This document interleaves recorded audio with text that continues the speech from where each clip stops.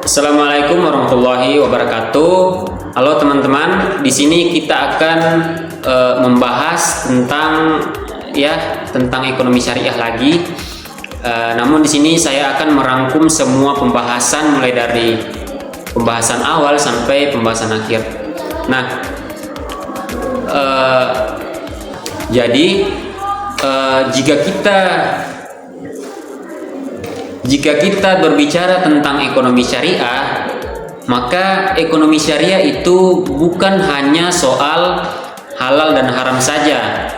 Jadi, ekonomi syariah itu adalah sistem besar yang mengatur bagaimana manusia mengurus uang, mengurus bisnis, mengurus aset, transaksi, sampai cara mengatur kesejahteraan masyarakat. Tetapi ia menggunakan prinsip-prinsip dalam ajaran Islam. Nah, mungkin dari teman-teman sekalian ada yang bertanya, apa sih prinsip dasar ekonomi syariah? Jadi, walaupun namanya itu syariah, pemikirannya didasari oleh Islam, tetapi sebenarnya ekonomi syariah prinsip dasar ekonomi syariah itu bersifat universal, teman-teman, berlaku untuk semua, tidak hanya untuk agama Islam saja. Nah, prinsip-prinsip utamanya yaitu yang pertama ada tauhid. Maksudnya adalah manusia mengelola tapi bukan mencari celah untuk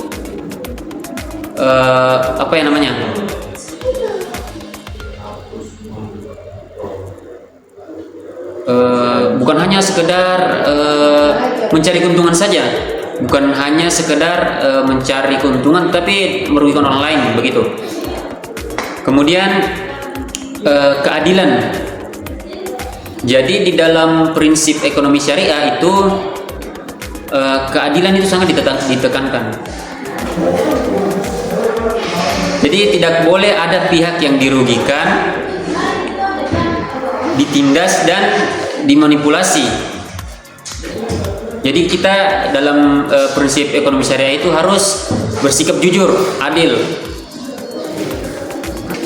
Teman-teman, seperti yang kita ketahui bahwa di dalam ekonomi syariah itu ada beberapa larangan. Yang pertama ada riba, kemudian gharar dan maisir. Nah, kita masuk pada riba. Jadi apa sih itu riba? Jadi kata riba secara etimologis diartikan sebagai tambahan atau tumbuh dan membesar. Nah, menurut mayoritas mazhab fikih, riba itu diartikan riba itu dibagi menjadi dua, yaitu ada riba fal dan riba nasiah. Nah, dalam literatur lain, secara garis besar riba itu terbagi menjadi dua, yaitu riba dalam jual beli dan riba dalam utang piutang. Nah, riba dalam jual beli itu terdiri dari yang pertama ada riba usuri atau riba fadl, merupakan keuntungan yang diperoleh dari kelebihan harta dari suatu pihak pada transaksi jual beli atau pertukaran terhadap barang yang sejenis tanpa imbalan atas kelebihan yang diperoleh. Kemudian yang kedua ada riba nasiah, merupakan riba yang diperoleh dari transaksi barang yang dipertukarkan dengan jenis barang ribawi dari transaksi barang yang dipertukarkan dari transaksi barang dipertukarkan ini muncul disebabkan adanya perubahan atau tambahan antara yang diserahkan saat ini dan diserahkan saat kemudian. Di dalam terminologi fikih, riba diartikan sebagai tambahan khusus yang dimiliki salah satu dari dua pihak yang terlibat transaksi tanpa adanya imbalan tertentu. Nah, dalam istilah syarah, ahli Jum'ah mengatakan bahwa riba merupakan suatu tambahan yang terjadi dalam jual beli tukar menukar dua barang yang di dalamnya itu berlaku riba. Nah, contoh riba itu seperti apa? Contohnya bunga pinjaman. Itu sangat dilarang dalam ekonomi syariah karena dapat memberatkan satu pihak. Dan itu juga dilarang dalam kaidah-kaidah dan hukum dalam Islam. Saya kasih contoh sederhana tentang riba. Misalnya teman-teman memberikan pinjaman kepada saya sebutnya pihak A saja. Pihak A memberikan pinjaman kepada pihak B. Kemudian pihak A mengatakan bahwa saya meminjamkan uang, tetapi dalam waktu dalam waktu 3 hari harus dilunasi. Kalau tidak dilunasi maka hutangnya itu akan berbunga, akan bertambah. Nah, itu sangat dilarang, itu termasuk riba. Karena jika memang betul-betul pihak B ini tidak memiliki uang pada hari jatuh tempo, itu uangnya akan bertambah dan menumpuk sehingga akan menjadi beban dari pihak B. Itu sangat merugikan satu pihak. Nah, ada suatu ungkapan dari Sayyid Sabiq yang mengatakan bahwa riba itu merupakan tambahan atas modal, baik sedikit atau banyak.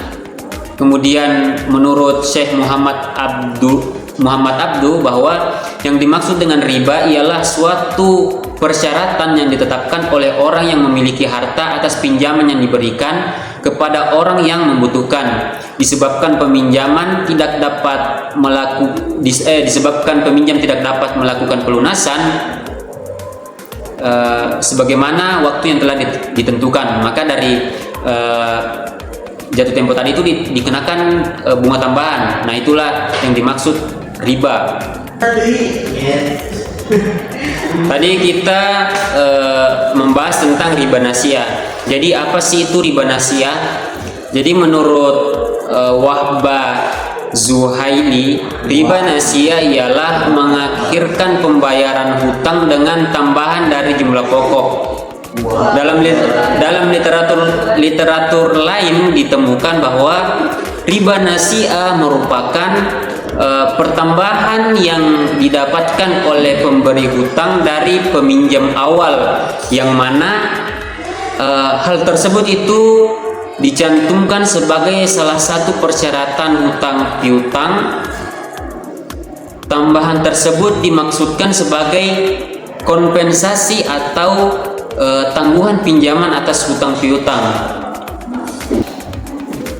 Jadi kegiatan hutang piutang ini itu diharamkan oleh Allah Subhanahu wa taala sebagaimana firman-Nya dalam Quran surah Al-Baqarah ayat 280 yang berbunyi,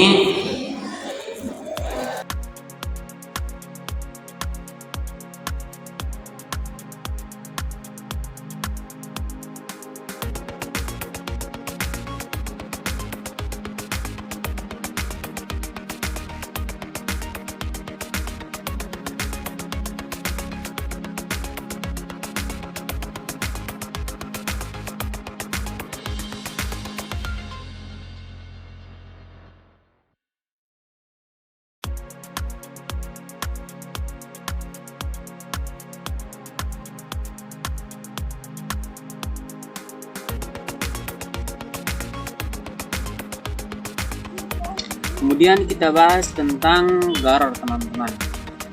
Jadi di dalam ekonomi syariah itu selain riba ada juga yang namanya gharar. Jadi pengertian gharar itu adalah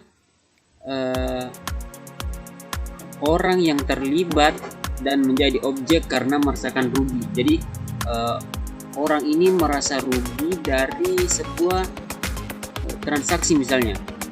Nah, dalam praktik gharar, seorang yang tertipu dan mengonsumsi sesuatu yang tidak halal atau terjerumus dalam suatu kesalahan yang disangkanya benar, maka itulah yang disebut gharar. Nah, istilah turunan lain adalah gurur, berarti seseorang yang telah memperdayakanmu. Jadi seseorang yang telah menipu,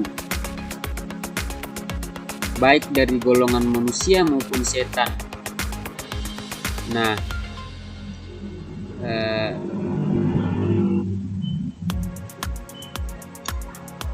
sedangkan dalam bahasa Arab kata gharar ini diartikan sebagai al-khatar, pertaruhan.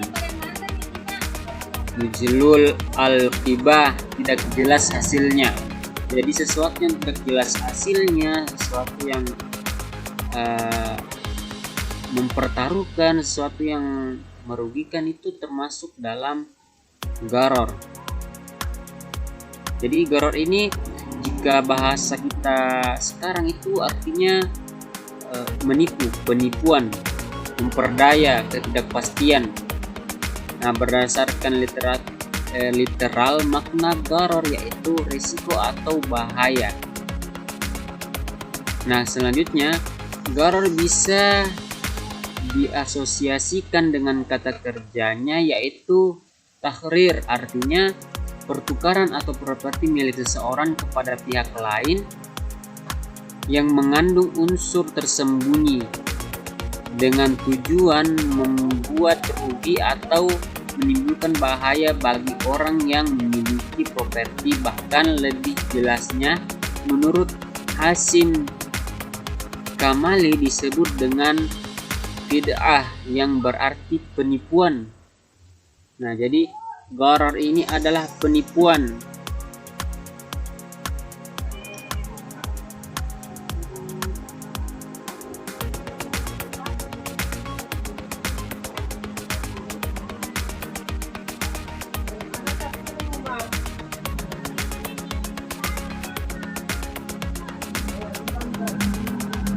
Jadi seperti apa contoh gharar ini? Jadi teman-teman, misalnya nih, kita ingin menjual sapi, kemudian kita mengatakan di si pembeli bahwa sapi ini itu sedang hamil, sedang bunting. Nah, di dalam perutnya ada 2 ekor sapi. Nah, itulah yang disebut gharar. Nah, seketika seseorang ini membeli, dia membeli sapi ini termasuk dengan anak-anak yang ada dalamnya, maka ada tambahan harga di situ tuh.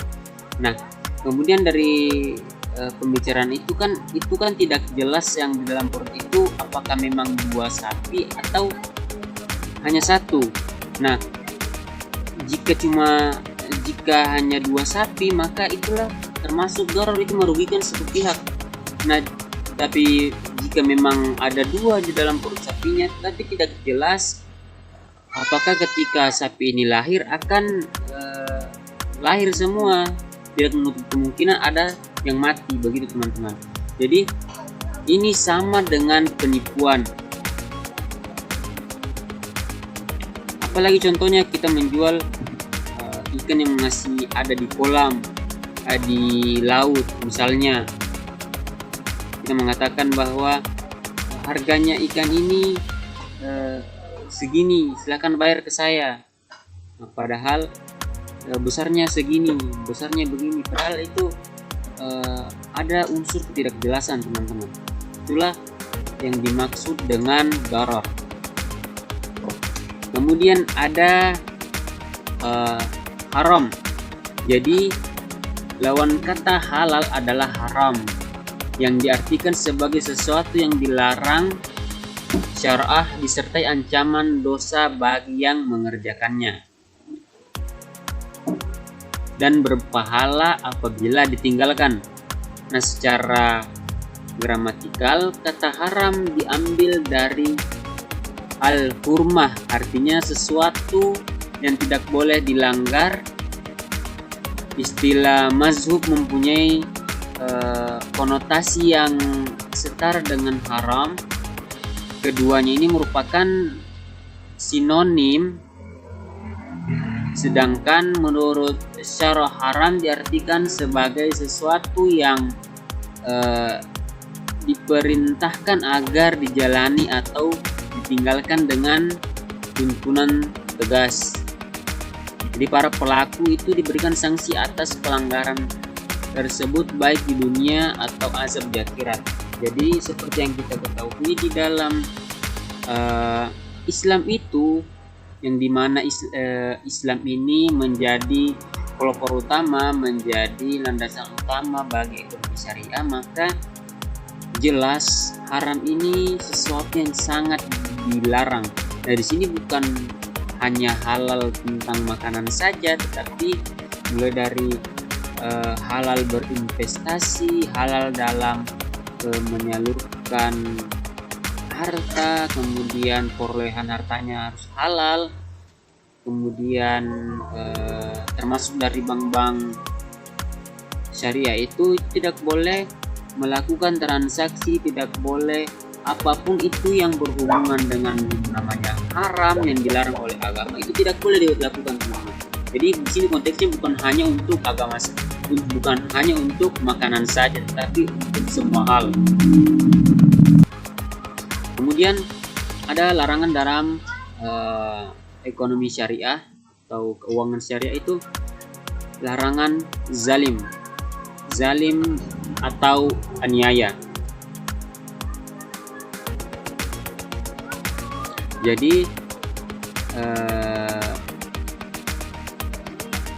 zalim berarti menganiaya, tidak adil dalam memutuskan perkara. Jadi kita mengambil hak orang lain lebih dari batasnya atau memberikan hak orang lain kurang dari semestinya. Jadi zalim ini tuh berlaku adil, teman-teman. Nah, tapi kadangkala manusia itu tidak dapat berlaku adil.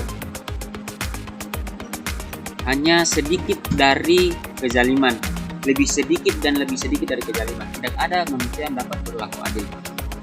Contohnya, kita mempunyai saudara, misalnya ada 2 orang nih.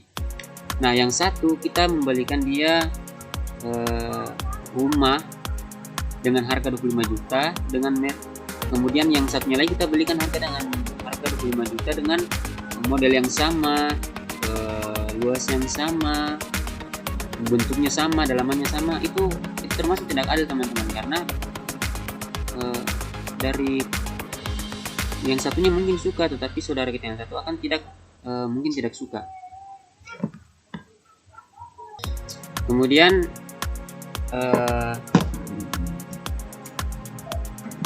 tantangan yang dihadapi oleh keuangan syariah atau ekonomi syariah ini itu paling utamanya di sektor digital dengan bank konvensional, yang dimana sekarang itu bank konvensional itu memang sangat jauh, sangat perbedaannya dengan perbankan syariah, yang dimana perbankan syariah ini masih ketinggalan zaman, teman-teman, tentang teknologi, yang dimana orang nasabah ini membutuhkan mobile banking, pembayaran kris syariah dan lain sebagainya. Itu sangat penting agar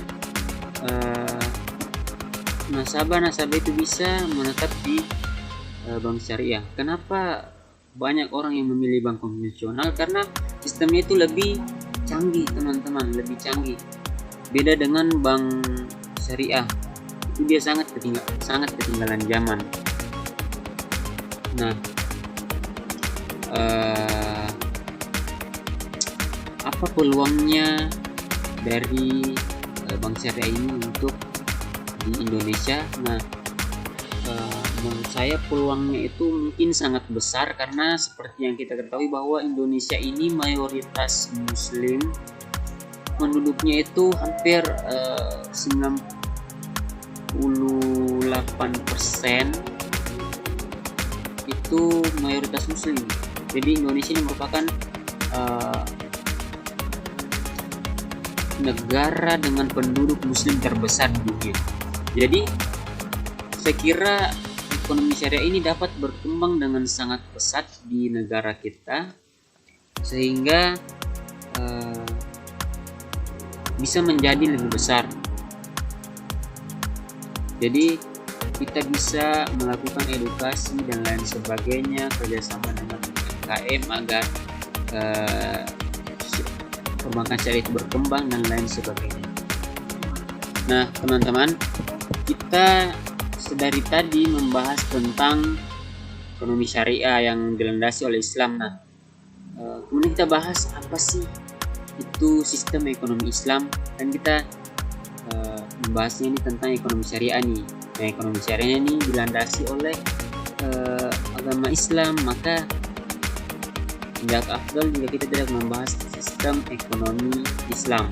Nah, jadi sistem ekonomi Islam itu menurut Adi Warman adalah ekonomi yang dibangun atas nilai-nilai universal Islam.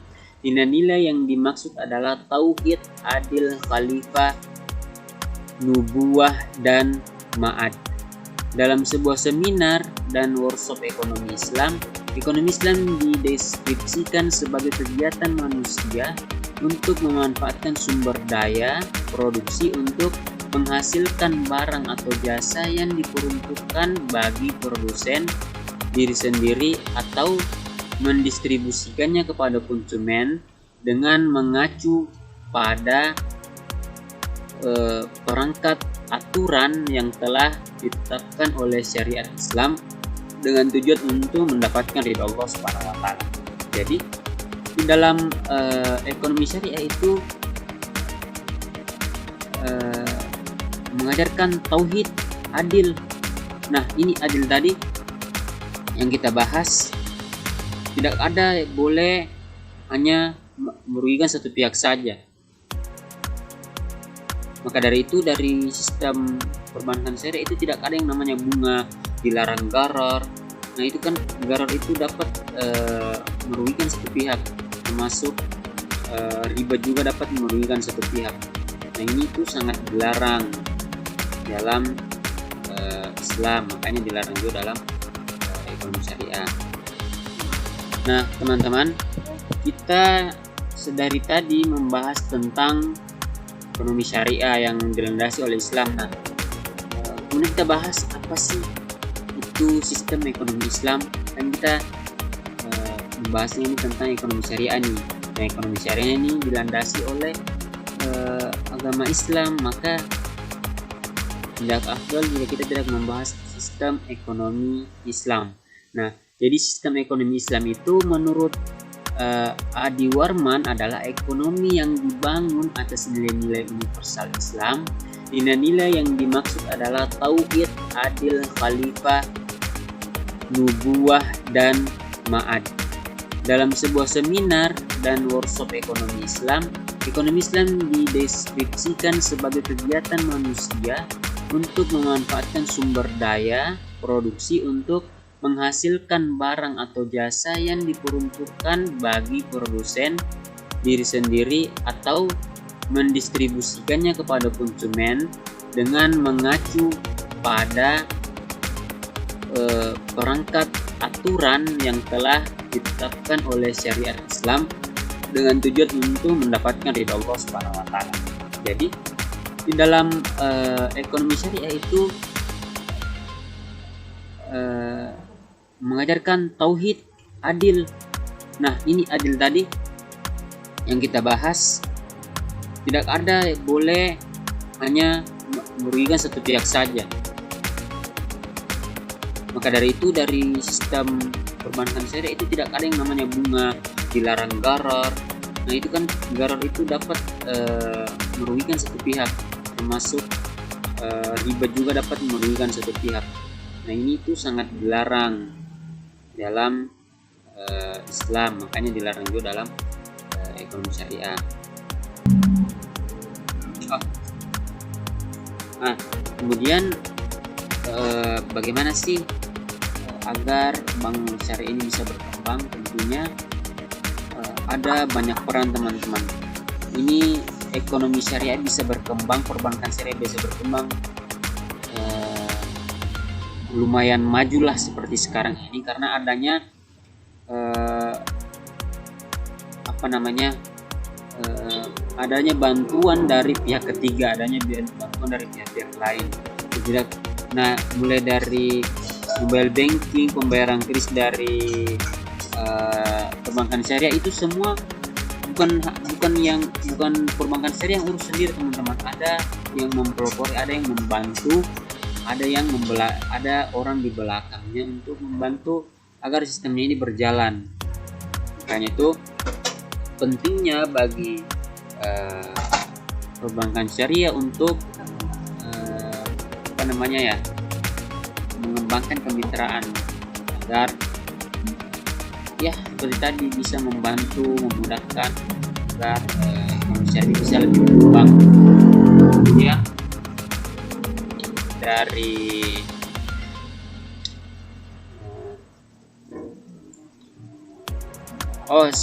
ada satu lagi. Jadi dulu itu teman-teman, sebelum adanya bank syariah ini, saya ingin bahas juga dulu itu. Saya juga ingin membahas bahwa perbankan syariah ini itu diawasi oleh dua instansi, teman-teman. Ada OJK dan Majelis Ulama Indonesia. Jadi tapi sebelum ada OJK itu BI yang menanggung semua bank-bank yang ada di Indonesia, BI yang mengurus. Jadi BI ini seperti tulang punggung, dia yang mengelola keuangannya, melihat laporannya, pokoknya semua dia urus dari BI. Kemudian terbitlah OJK, maka sebagian dari pekerjaan dari BI dialihkan kepada OJK, kemudian OJK lah yang masuk, kemudian itulah melakukan pengawasan di bank syariah dan juga bank-bank yang lain. Kemudian fatwa majelis ulama itu juga sangat penting, itu yang jika ada suatu fatwa dari majelis ulama yang dilarang, maka itu akan dilarang dalam ekonomi syariah itu juga. Nah, mungkin itu saja teman-teman pembahasan kita pada hari ini. Sebagai kesimpulan, ekonomi syariah itu seharusnya dilirik oleh orang-orang, karena kita begini teman-teman, banyak anggapan di luar sana, banyak orang mengatakan bahwa ekonomi syariah ini hanya khusus untuk orang muslim saja. Faktanya tidak teman-teman, banyak orang yang beranggapan seperti itu. Makanya kita harus memperbanyak sosialisasi, memperbanyak bacaan, karena masyarakat sekarang itu sangat minim membaca teman-teman, minim literasi, sehingga banyak yang beranggapan salah. Kemudian ada bukan cuma faktor itu saja teman-teman, ada faktor lain, yaitu karena di ekonomi syariah itu, di bank syariah itu sistemnya itu ribet teman-teman, tidak secanggih dengan bank konvensional. Nah, ini menjadi tantangan untuk perbankan syariah, bagaimana kedepannya dapat mengembangkan sistem teknologi yang lebih canggih, setara bahkan lebih dari bank konvensional, sehingga bank syariah dapat berkembang besar, dapat dikenal di masyarakat luas di dunia. Kemudian